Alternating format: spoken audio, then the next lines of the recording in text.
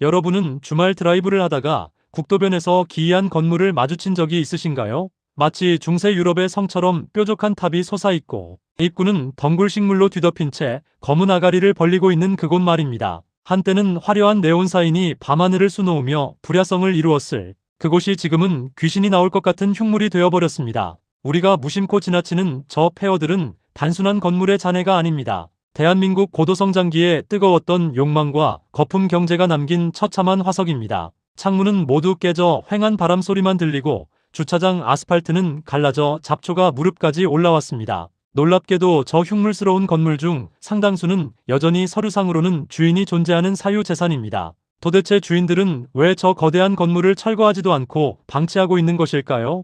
여기에는 우리가 상상조차 못했던 부동산 시장의 끔찍한 족쇄와 세금의 딜레마가 숨겨져 있습니다. 오늘 우리는 저 을씨년스러운 폐건물의 문을 열고 그 안으로 들어가 보려 합니다. 곰팡이 냄새와 썩은 벽지 뒤에 숨겨진 대한민국 숙박업의 흥망성쇠를 파헤쳐 보겠습니다. 지금부터 들려드릴 이야기는 누군가에게는 추억이겠지만 누군가에게는 피눈물 나는 자산 파괴의 현장 보고서입니다. 저 낡은 모텔 간판 뒤에는 1980년대부터 이어진 대한민국의 자동차 문화와 성풍속도 그리고 부동산 불패 신화의 그림자가 짙게 깔려 있습니다. 단순히 장사가 안 돼서 망한 것이라고 생각하셨다면 큰 오산입니다. 이것은 시대의 흐름을 읽지 못한 자들이 치러야 하는 혹독한 대가에 관한 이야기입니다. 과거에는 현금을 긁어모으던 황금알을 낳는 거위였지만 지금은 주인의 목을 조르는 시한폭탄이 되어버린 좀비 모텔의 비밀, 그 충격적인 진실을 마주할 준비가 되셨습니까? 이야기는 대한민국이 가장 뜨겁게 달아올랐던 1988년으로 거슬러 올라갑니다.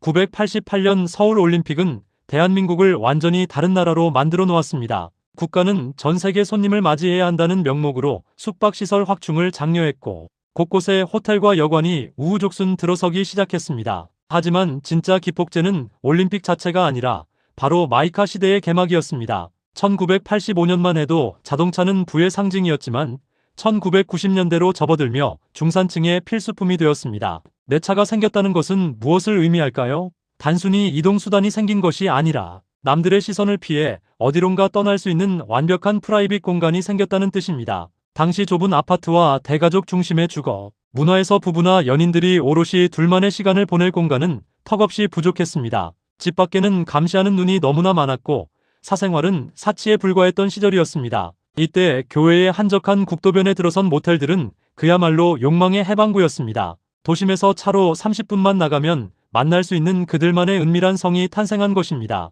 특히 가림막이 쳐진 주차장은 혁명과도 같았습니다. 차 번호판을 가려주는 그 작은 배려가 수많은 사람을 국도변으로 불러 모았습니다. 1990년대 중반 양수리와 포천 그리고 장흥 같은 서울 외곽, 국도변은 주말이면 차들로 주차장이 되다시피 했습니다. 통계를 살펴보면 1990년부터 2000년 사이 숙박업 등록 건수는 폭발적으로 증가했습니다. 1990년 초반 전국 숙박업소는 2만여 개에 불과했지만 10년 만에 3만 개를 훌쩍 넘어섰습니다. 단순히 숫자만 늘어난 것이 아니라 건물의 형태도 기형적으로 진화했습니다. 유럽의 성을 본뜬 키치한 외관과 화려한 네온 사인은 멀리서도 욕망의 목적지임을 알리는 등대 역할을 했습니다. 내부는 어땠을까요? 회전 침대와 물침대 그리고 붉은 조명은 당시로서는 파격적인 인테리어였습니다. 사람들은 그곳에서 일상의 억압을 벗어던지고 잠시나마 주인공이 된 듯한 기분을 만끽했습니다. 이 시기 국도변 모텔 사장님들은 돈을 세다가 지문이 닳아 없어진다는 말이 돌 정도였습니다. 은행에 갈 시간이 없어서 쌀포대에 현금을 담아놨다는 전설 같은 이야기가 심심치 않게 들려오던 시절이었습니다. 하지만 영원할 것 같았던 이 호황 뒤에는 거대한 그림자가 드리우고 있었습니다. 정부가 묵인했던 불륜과 탈세의 온상이라는 오명은 언제 터질지 모르는 시한폭탄과 같았습니다. 그리고 그 폭탄의 뇌관을 건드린 것은 아이러니하게도 국가 인프라의 발전이었습니다. 도로가 뚫리고 세상이 투명해지면서 은밀했던 그들의 성벽에도 금이 가기 시작한 것입니다. 도대체 국도변 모텔은 어떻게 그렇게 막대한 돈을 벌어들일 수 있었을까요? 여기에는 대실이라는 대한민국 특유의 독특한 숙박 시스템이 작동하고 있습니다. 호텔은 기본적으로 1박 24시간을 기준으로 방을 판매합니다. 즉 객실이 100개라면 하루에 최대 100개의 상품만 팔 수 있다는 뜻입니다. 하지만 모텔은 다릅니다. 대실이라는 제도를 통해 같은 방을 하루에 3번, 4번 아니 5번까지도 판매합니다. 쉽게 말해 하나의 재고를 가지고 서너 명의 고객에게 되파는 마법 같은 비즈니스 모델입니다. 가령 숙박 요금이 5만 원이고 대실 요금이 2만 5천 원이라고 가정해 봅시다. 1박 손님 1명을 받으면 매출은 5만 원에서 끝납니다. 하지만 낮 시간 동안 대실 손님 3팀을 받고 밤에 숙박 손님을 받으면 매출은 12만 5천 원으로 껑충 뜁니다. 같은 공간을 임대하는데 수익률은 2.5배가 되는 셈입니다. 여기에 1990년대와 2000년대 초반의 현금 결제 관행은 기름을 부었습니다. 신용카드가 보편화되기 전 모텔을 찾는 손님들은 기록이 남는 것을 극도로 꺼렸습니다. 지갑에서 꺼낸 빳빳한 만원짜리 지폐는 세무당국의 추적을 피해 고스란히 사장님의 금고로 직행했습니다. 세금 없는 현금 매출이 하루에 수백만 원씩 쌓이는 구조였습니다.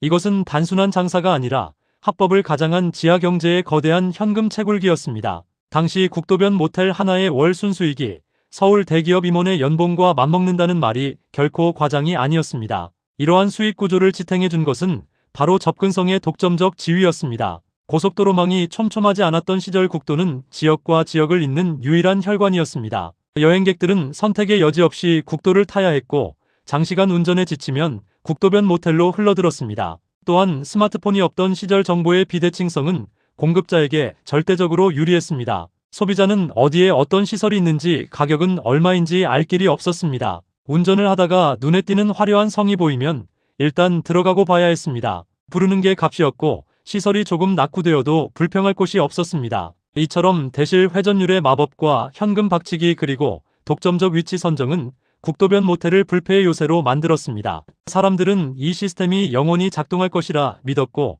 너도 나도 빚을 내어 모텔을 짓기 시작했습니다. 논밭 한가운데 뜬금없이 성이 솟아오르고 산 중턱의 네온사인이 번쩍이는 기이한 풍경은 이렇게 만들어졌습니다. 하지만 세상에 영원한 비즈니스 모델은 없습니다. 그들이 현금 다발에 취해 있는 동안 세상 밖에서는 모바일 혁명이라는 거대한 쓰나미가 몰려오고 있었습니다. 잘 나가던 국도변 모텔의 첫 번째 균열을 낸 것은 바로 길의 변화였습니다. 2000년대 중반 이후 정부는 전국을 반나절 생활권으로 묶는 고속도로망 확충에 열을 올렸습니다. 직선으로 뻗은 고속도로와 우회 도로들이 뚫리자 구불구불한 국도를 이용하는 차량은 급격히 줄어들었습니다. 과거에는 서울에서 강원도를 가려면 반드시 지나쳐야 했던 국도변의 명당 자리들이 하루아침에 막다른 골목이 되어버린 것입니다. 도로가 바뀌자마자 매출은 반토막이 났습니다. 차량 통행량 자체가 줄어드니 워크인 손님 즉 지나가다 들르는 손님이 증발해버린 것입니다. 상권 자체가 도로를 따라 이동해버린 이 현상을 경제학에서는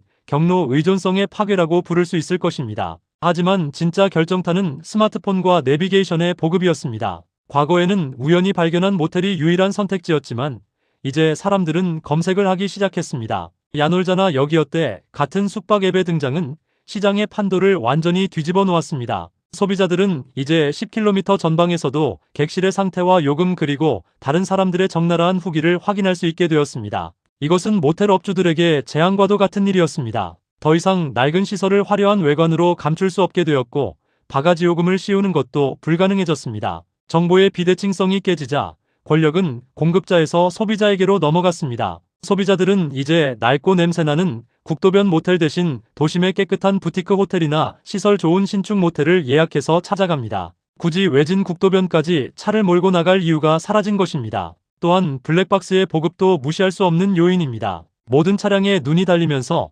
은밀한 만남을 위해 국도변 모텔을 찾던 수요층이 심리적 압박을 느끼기 시작했습니다. 주차장에 차를 대는 것조차 불안해진 사람들은 더 깊숙한 곳이나 아예 다른 형태의 공간을 찾아 떠났습니다. 설상가상으로 2004년 시행된 성매매 특별법은 유흥업소와 연계된 숙박업소의 수익 모델을 뿌리째 흔들어 놓았습니다. 과거처럼 유흥을 즐기고 2차로 모텔을 찾는 회식 문화가 사라지면서 밤새 불을 밝히던 국도변의 성들은 하나둘씩 불이 꺼지기 시작했습니다. 매출은 급감하는데 건물을 유지하기 위한 난방비와 전기세 그리고 인건비는 매년 치솟았습니다. 리모델링을 해서 경쟁력을 갖추려 해도 수억 원이 넘는 비용을 감당할 여력이 없었습니다. 결국 사장님들은 선택의 기로에 서게 됩니다. 헐값에라도 팔고 나갈 것인가 아니면 문을 닫고 버틸 것인가. 하지만 놀랍게도 그들은 팔지도 못하고 닫지도 못하는 진퇴양난의 늪에 빠지게 됩니다. 왜 그들은 망한 가게를 철거조차 하지 못하고 흉물로 방치할 수밖에 없을까요?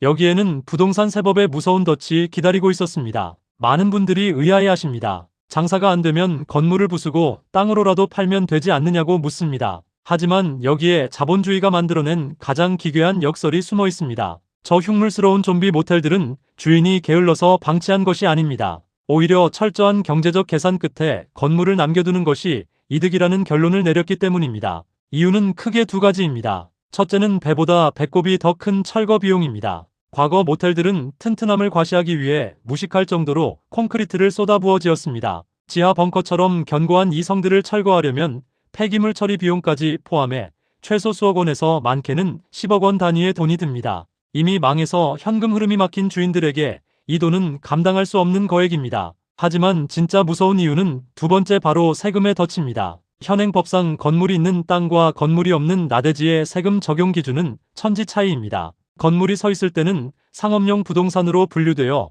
재산세가 비교적 낮게 책정됩니다. 하지만 건물을 철거하는 순간 그 땅은 비사업용 토지, 즉 나대지가 되어버립니다. 정부는 노는 땅을 투기 목적으로 간주하기 때문에 나대지에는 징벌적인 수준의 재산세와 종합부동산세를 부과합니다. 쉽게 말해 건물을 부수면 매년 내야 할 세금이 2배에서 3배 이상 폭등하는 것입니다. 심지어 건물을 멸실하고 땅을 팔려고 해도 양도소득세 중과세 폭탄이 기다리고 있습니다. 이러지도 저러지도 못하는 상황에서 주인들이 선택할 수 있는 최선의 전략은 무엇일까요? 바로 건물이 무너지지 않을 정도로만 최소한의 신용만 하며 좀비처럼 세워두는 것입니다. 전기도 끊기고 수도도 끊겼지만 서류상으로는 엄연한 사업장으로 남겨두는 꼼수입니다. 이것이 바로 국도변에 유령의 집이 늘어나는 진짜 이유입니다. 건물은 이미 죽었지만 세금을 피하기 위해 억지로 숨만 붙여놓은 셈입니다. 여기에 2010년대 이후 강화된 소방시설법과 주차장법은 낡은 모텔들의 숨통을 완전히 끊어놓았습니다.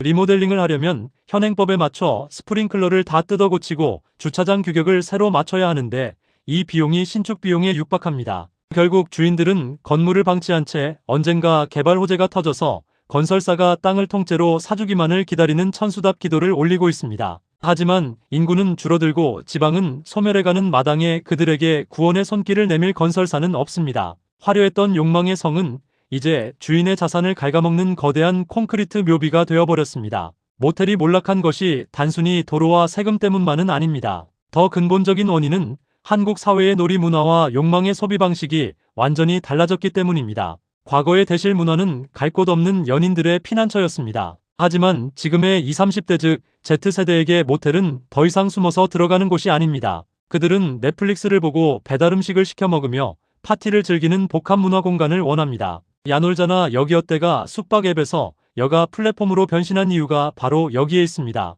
최신식 부티크 호텔이나 파티룸은 고성능 PC와 대형 TV 그리고 스타일러까지 갖추고 있습니다. 반면 국도변의 낡은 모텔은 어떤가요? 퀴퀴한 곰팡이 냄새에 누렇게 변한 벽지 그리고 브라운관 TV가 놓여있을 뿐입니다. 가성비를 따지는 젊은 세대에게 3만원짜리 낡은 모텔보다는 6만원짜리 깔끔한 파티룸이 훨씬 합리적인 소비입니다. 또한 호캉스라는 단어의 등장은 숙박업의 판도를 프리미엄 시장으로 재편했습니다. 이제 사람들은 단순히 잠만 자는 곳에 돈을 쓰지 않습니다. 인스타그램에 올릴 수 있는 멋진 수영장과 조식이 있는 호텔에는 1박에 30만원을 아끼지 않지만 잠만 자는 모텔에는 3만원도 아까워합니다. 양극화가 극심해진 것입니다. 중간급의 애매한 모텔들은 설 자리를 잃었습니다. 여기에 캠핑과 글램핑 열풍은 국도변 모텔의 치명타를 날렸습니다. 교외로 나가는 사람들은 이제 꽉 막힌 시멘트 건물 대신 자연 속의 텐트를 선택합니다. 불멍을 하고 바비큐를 구워 먹는 체험형 숙박이 대세가 되면서 폐쇄적인 모텔은 구시대의 유물로 전락했습니다. 심지어 무인텔이라는 새로운 형태의 경쟁자도 등장했습니다. 사람 마주치기를 꺼리는 현대인의 심리를 파고든 최신식 무인텔들은 도심 외곽의 요지를 빠르게 점령했습니다. 주인이 카운터에 앉아 열쇠를 더 넣어주는 국도변 구식 모텔은 프라이버시와 편의성 모든 면에서 경쟁력을 상실했습니다. 결국 국도변 좀비 모텔은 시대의 변화에 적응하지 못한 종의 최후를 보여주는 듯합니다. 공룡이 멸종했듯 변화된 환경에 진화하지 못한 비즈니스는 도태될 수밖에 없다는 냉혹한 시장의 법칙이 이곳에도 적용되고 있습니다. 그렇다면 저 수많은 좀비 모텔들의 운명은 어떻게 될까요? 방치된 건물들은 단순히 미관을 해치는 것을 넘어 우범지대로 변할 가능성이 매우 큽니다. 이미 일부 폐업 모텔들은 청소년들의 탈선 장소나 노숙자들의 거처로 쓰이고 있다는 보도가 심심치 않게 나오고 있습니다. 지방지자체 입장에서도 골칫덩어리지만 사유재산이라 강제로 철거할 수도 없는 노릇입니다. 여기서 우리는 세 가지 미래 시나리오를 그려볼 수 있습니다. 첫 번째 시나리오는 최악의 경우로 지역 전체의 슬럼화입니다. 폐건물 하나가 주변 상권의 이미지를 망치고 이로 인해 옆 가게도 문을 닫는 도미노 현상이 발생합니다. 결국 국도변 전체가 유령 마을처럼 변해버리는 것입니다. 두 번째 시나리오는 극적인 재생입니다. 최근 일부 발 빠른 투자자들은 낡은 모텔을 매입해 전혀 다른 용도로 변경하고 있습니다. 튼튼한 콘크리트 골조를 살려 요양원이나 실버타운으로 개조하는 것입니다. 방마다 화장실이 딸려 있고 칸막이가 쳐져 있는 모텔의 구조는 요양시설로 바꾸기에 최적의 조건을 갖추고 있습니다. 고령화 시대에 맞춰 욕망의 성이 효도의 성으로 탈바꿈하는 아이러니한 상황입니다. 또 다른 대안으로는 스마트팜이나 물류 창고가 있습니다. 창문이 작고 어두운 모텔의 특성을 역이용해 버섯을 키우는 수직 농장으로 쓰거나 도심 근교의 소형 물류 거점으로 활용하는 것입니다. 하지만 이 모든 변화에는 막대한 투자금이 필요하기에 자금력이 없는 개인 소유주들에게는 그림의 떡일 뿐입니다.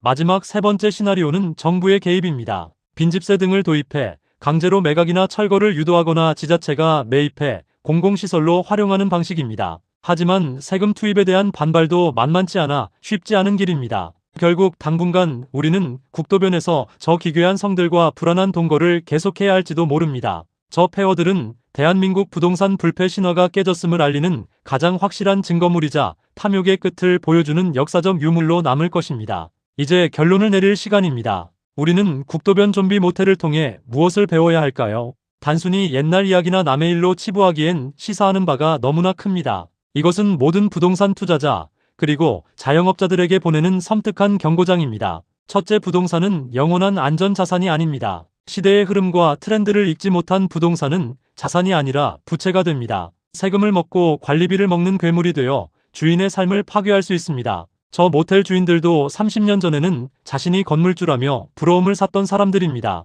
하지만 지금은 누구보다 불행한 자산의 포로가 되어 있습니다. 둘째, 인프라의 변화는 누군가에게는 기회지만 누군가에게는 재앙입니다. 도로가 뚫리고 지하철이 생기는 것을 무조건 호재라고 생각하지만 기존의 흐름을 뺏기는 지역에는 사형 선고가 될 수 있습니다.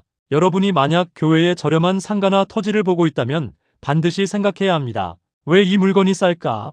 혹시 저 좀비 모텔처럼 시대의 흐름에서 벗어난 좌초 자산은 아닐까 하고 말입니다. 싼 게 빚이 떡인 것이 아니라 싼 것에는 치명적인 독이 들어있을 수도 있습니다. 마지막으로 우리는 공간의 가치가 재정이 되는 시대에 살고 있습니다. 단순히 공간을 빌려주는 임대업의 시대는 끝났습니다. 그 공간 안에 어떤 콘텐츠와 경험을 채워 넣을 수 있느냐가 생존의 열쇠입니다. 넷플릭스와 경쟁하고 캠핑장과 경쟁해야 하는 시대의 낡은 방식으로는 살아남을 수 없습니다. 국도변의 흉물들은 변화를 거부한 자들의 무덤입니다. 다음에 운전하다가 저 낡은 성을 마주치게 된다면 한 번쯤 생각해 보시기 바랍니다. 나의 자산, 나의 직업, 나의 비즈니스는 과연 시대의 변화에 안전한가? 아니면 서서히 이끼가 끼고 있는 것은 아닌가? 오늘의 이야기가 여러분의 통찰력을 넓히는 데 도움이 되었기를 바랍니다. 더 깊이 있는 경제 분석과 숨겨진 진실을 원하신다면 지금 바로 구독 버튼을 눌러주세요. 여러분의 시야를 10년 앞당겨 드리겠습니다.